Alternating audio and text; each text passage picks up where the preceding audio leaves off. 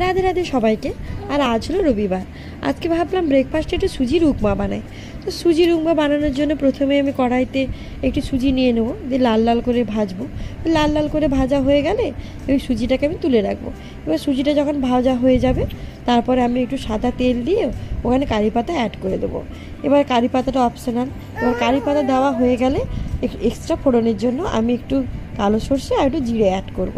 এবার ওটা দেওয়ার পরে আমি একটু পেঁয়াজ আর একটু লঙ্কা কুচি দিয়ে দেবো। দিয়ে ওটাকে ভাজতে থাকবো। ওটা যখন হালকা হালকা লাল লাল করে ভাজা হয়ে যাবে তখন আমি আলু আর কেটে রাখা গাজরগুলো অ্যাড করব। এখানে কিন্তু বিনস দিলে খুবই ভালো, কিন্তু আমার বাড়িতে তখন বিনস শেষ হয়ে গেছিলো তাই দিতে পারিনি। বিনস দিলে কি হয়, টেস্টিও হয় আর একটু কালারফুলও হয় আর খেতে ভীষণ ভালো লাগে। যাই হোক, বিনস ছাড়াই রান্না করেছিলাম। আর তখন আমি একটু স্বাদের মতো নুন অ্যাড করে দেবো।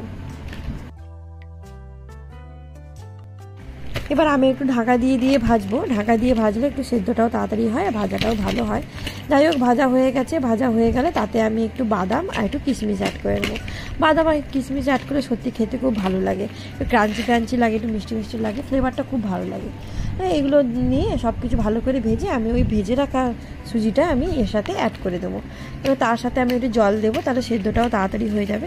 এবার হালকা করে জল দিতে থাকবো, হালকা করে ভাজতে থাকবো, নাড়তে থাকবো।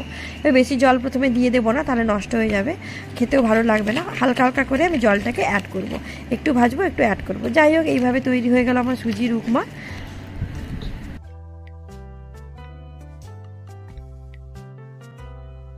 এবার এটা থেকে তোমরাও বাড়িতে বানিয়ে খেতে পারো, দিয়ে আমাকে জানাবে কেমন হয়েছে।